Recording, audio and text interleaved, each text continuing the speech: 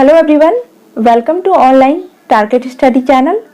Friends, आज की जो हमारी वीडियो है ये जियोग्राफी यानी भूगोल से रिलेटेड है और मैंने इस वीडियो में सभी इम्पोर्टेंट क्वेश्चन को लिया है जो क्वेश्चन आपके आने वाले सभी कॉम्पिटिटिव एग्जाम के लिए काफ़ी इम्पोर्टेंट है।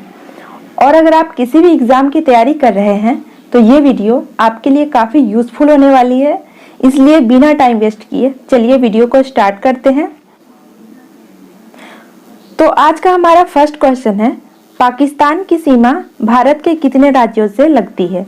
सही आंसर हो जाएगा ऑप्शन बी, 3 राज्यों से। तो पाकिस्तान की जो सीमा है वो भारत के 3 राज्यों से लगती है। इसके बारे में जान लेते हैं। तो पाकिस्तान की सीमा भारत के 3 राज्यों और 2 केंद्र शासित प्रदेशों से लगती है। वे सटे राज्य हैं गुजरात, राजस्थान और पंजाब, तथा जम्मू और कश्मीर और लद्दाख जो है वो केंद्र शासित प्रदेश है जिसकी सीमा पाकिस्तान से लगती है। और पाकिस्तान भारत के पश्चिम में स्थित भारत के सीमावर्ती देशों में से एक है जिसकी राजधानी इस्लामाबाद है। पाकिस्तान की अगर हम कुल क्षेत्रफल की बात करें तो यहाँ का कुल क्षेत्रफल है 8,81,913 वर्ग किलोमीटर और यहाँ की आबादी 20 करोड़ है, इसलिए इसे विश्व का 6ठा सबसे बड़ा आबादी वाला देश भी कहा जाता है। और पाकिस्तान 14 अगस्त 1947 को अपना स्वतंत्रता दिवस मनाता है। नेक्स्ट क्वेश्चन है, फ्रांस में यूनेस्को विश्व धरोहर स्थलों की कुल संख्या कितनी है? सही आंसर हो जाएगा ऑप्शन सी, 49। तो फ्रांस में यूनेस्को विश्व धरोहर स्थलों की कुल संख्या जो है वो है 49। इसके बारे में जान लेते हैं। तो फ्रांस में यूनेस्को विश्व धरोहर स्थलों की कुल संख्या 49 है और विश्व विरासत सूची में पहला स्थान इटली का आता है, जबकि इसमें भारत का 6ठा स्थान है। और यूनेस्को की विश्व विरासत सूची में शामिल जो शीर्ष 10 देश हैं इसके बारे में जान लेते हैं। तो इसमें पहला स्थान इटली का है। इटली में 58 विश्व विरासत स्थल है, चीन में 56 है, जर्मनी में 50 है, फ्रांस में 49 है, स्पेन में 48 है, भारत में 40 है, मेक्सिको में 35 है, यूनाइटेड किंगडम में 30 है, रूस में 30 है और ईरान में 26 है। अभी हाल ही में यूनेस्को की विश्व विरासत सूची में ब्राजील के उद्यान को भी शामिल किया गया है। तो फ्रेंड्स, बात यहाँ यूनेस्को की हुई है, तो इसका फुल फॉर्म होता है United Nation Educational Scientific and Cultural Organization. इसे हिंदी में संयुक्त राष्ट्र शैक्षिक, वैज्ञानिक एवं सांस्कृतिक संगठन कहते हैं और इसकी स्थापना 16 नवंबर 1945 को हुई थी और इसका मुख्यालय फ्रांस के पेरिस में स्थित है। नेक्स्ट क्वेश्चन है, इटली में यूनेस्को विश्व धरोहर स्थलों की कुल संख्या कितनी है? सही आंसर हो जाएगा ऑप्शन बी, 58। तो इटली में यूनेस्को विश्व धरोहर स्थलों की कुल संख्या जो है वो है 58। इसके बारे में जान लेते हैं। तो इटली में यूनेस्को विश्व धरोहर स्थलों की कुल संख्या जो है वो है 58। इस तरह इटली विश्व विरासत सूची में पहले स्थान पर आता है और भारत का स्थान जो है वो है 6ठा। नेक्स्ट है, चीन में कितने यूनेस्को विश्व धरोहर स्थल हैं? तो इसका सही आंसर हो जाएगा ऑप्शन ए, 56। तो चीन में 56 यूनेस्को विश्व धरोहर स्थल हैं। इसके बारे में जान लेते हैं। तो चीन में यूनेस्को विश्व धरोहर स्थलों की कुल संख्या 56 है और बात यहाँ चीन की हुई है। तो चीन भारत का उत्तरी पड़ोसी देश है। चीन की राजधानी बीजिंग है और यहाँ के राष्ट्रपति शी जिनपिंग है और चीन की जो करेंसी है वो रॉनमिनबी है। नेक्स्ट क्वेश्चन है, पूरे विश्व में विश्व धरोहर स्थलों की कुल संख्या कितनी है? तो सही आंसर हो जाएगा ऑप्शन सी, 1238। तो पूरे विश्व में विश्व धरोहर स्थलों की कुल संख्या 1238 है। इसके बारे में जान लेते हैं। तो पूरे विश्व में विश्व धरोहर स्थलों की संख्या जो है वो है 1238 और जुलाई 2021 तक पूरी दुनिया में लगभग 1238 स्थलों को विश्व विरासत स्थलों की सूची में घोषित किया गया है, जिसमें 168 देश शामिल हैं और विश्व विरासत सूची में पहला स्थान इटली का है, जबकि इसमें भारत का 6ठा स्थान है। नेक्स्ट है, विश्व विरासत सूची में भारत का कौन सा स्थान है? तो सही आंसर हो जाएगा ऑप्शन सी, 6ठा स्थान। तो विश्व विरासत सूची में भारत का 6ठा स्थान है। इसके बारे में जान लेते हैं। तो विश्व विरासत सूची में भारत का 6ठा स्थान है।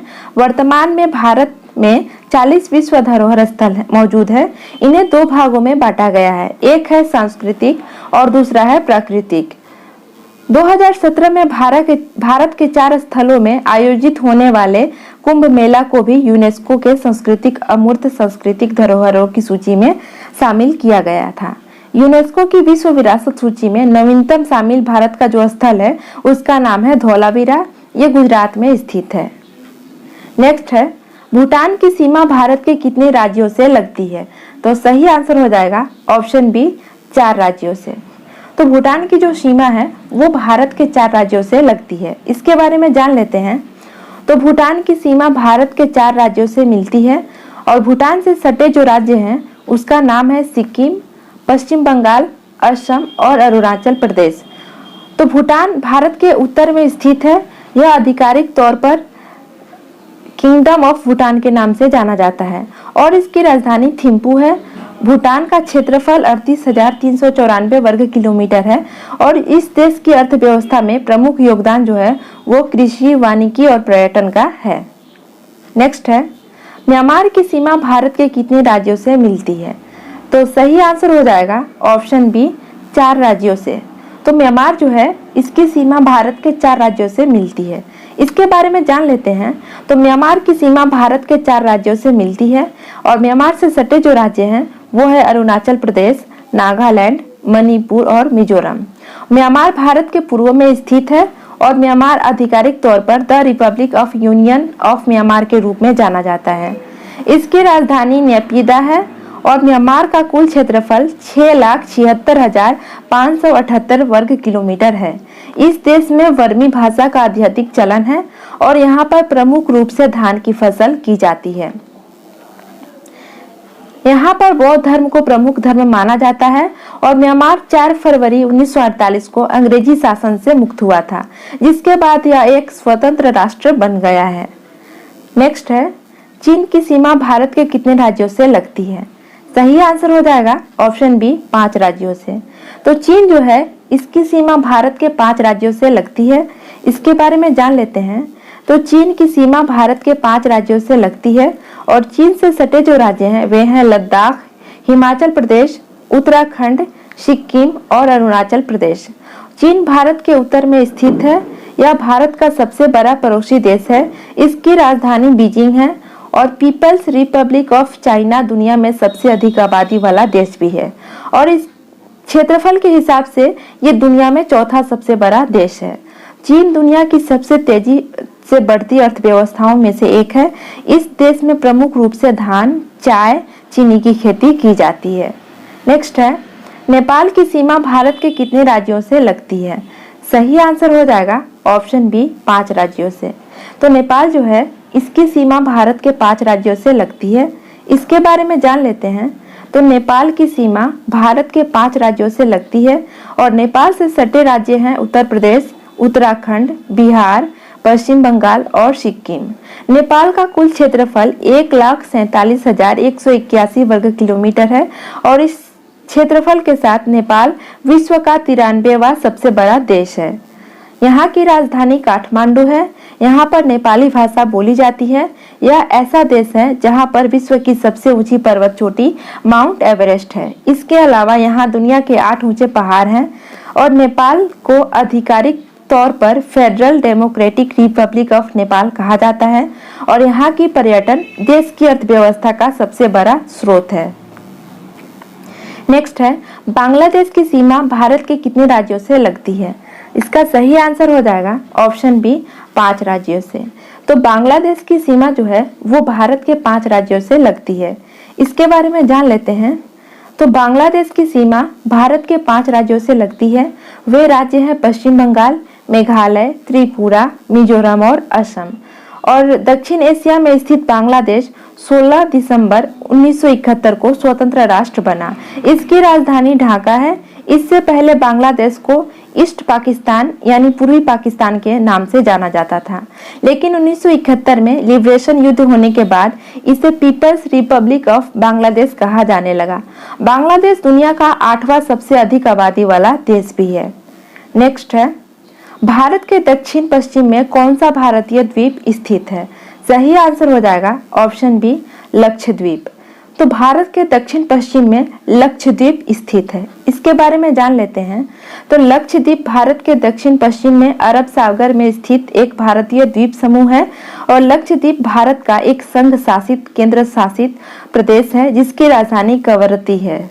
लक्षद्वीप का निर्माण प्रवाल संरचना से हुआ है जो कि 8 डिग्री उत्तर और 12 डिग्री उत्तरी अक्षांश और 71 डिग्री पूर्व और 74 डिग्री पूर्वी देशांतर के मध्य में विस्तृत है। इन द्वीपों की संख्या 36 है जिनमें से केवल 11 द्वीपों पर मानवीय अधिवास पाया जाता है।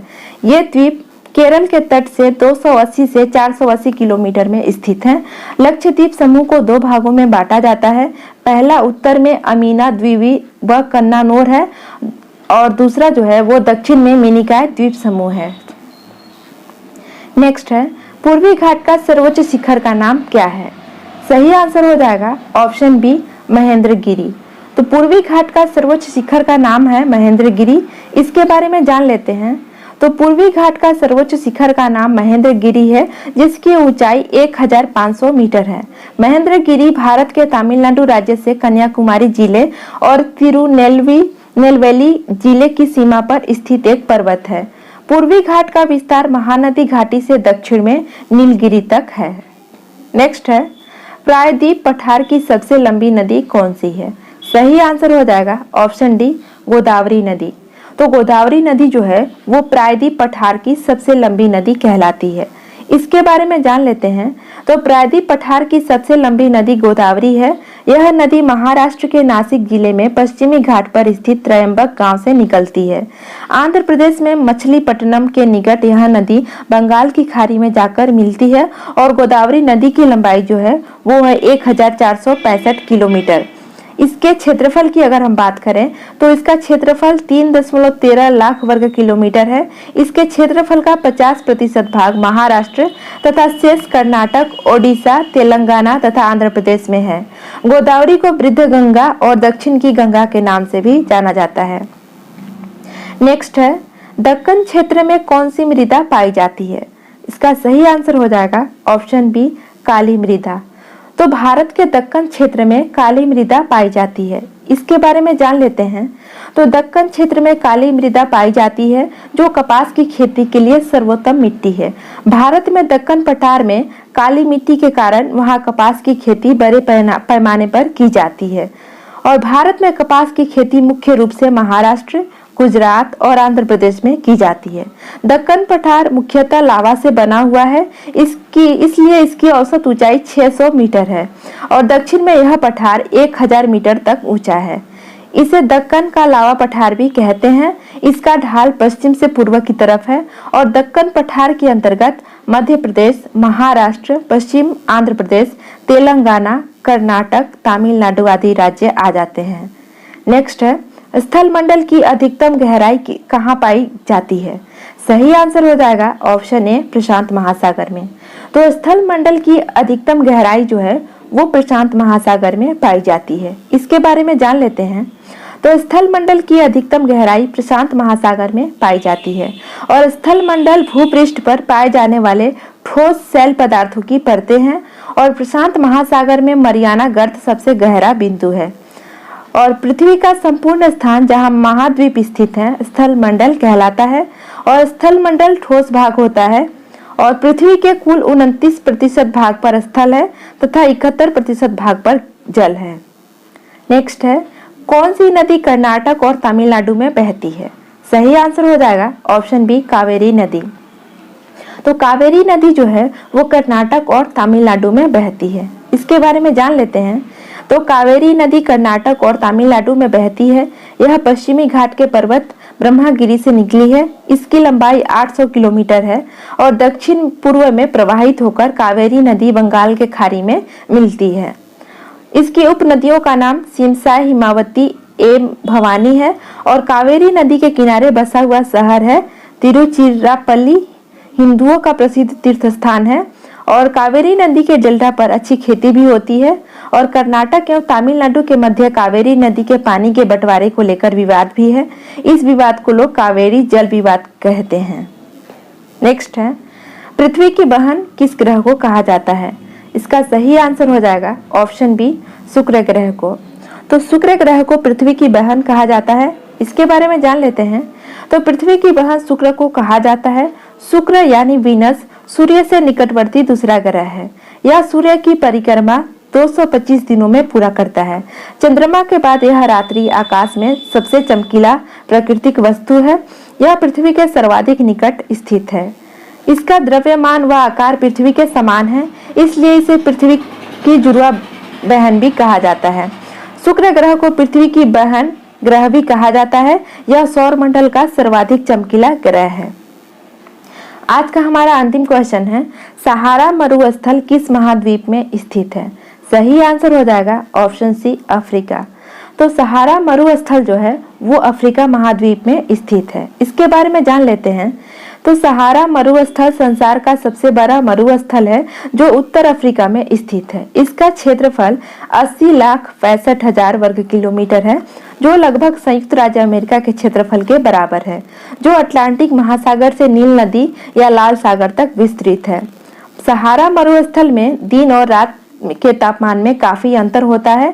कभी कभी तो दिन का तापमान 56 डिग्री सेल्सियस तक पहुंच जाता है, वहीं रात में इसका तापमान 0 डिग्री सेल्सियस से भी नीचे चला जाता है। अरबी भाषा में सहारा का अर्थ रेगिस्तान होता है। तो फ्रेंड्स, आई होप ये वीडियो आपको अच्छी लगी होगी। अगर ये वीडियो आपको अच्छी लगी है तो वीडियो को लाइक जरूर कीजिएगा और साथ में इस चैनल को सब्सक्राइब भी कर लीजिएगा, जिससे आपको आने वाले नए नए वीडियोस की नोटिफिकेशन टाइम टू टाइम मिलती रहे। आज के लिए इतना ही। नेक्स्ट वीडियो में फिर से मिलेंगे, तब तक के लिए गुड बाय।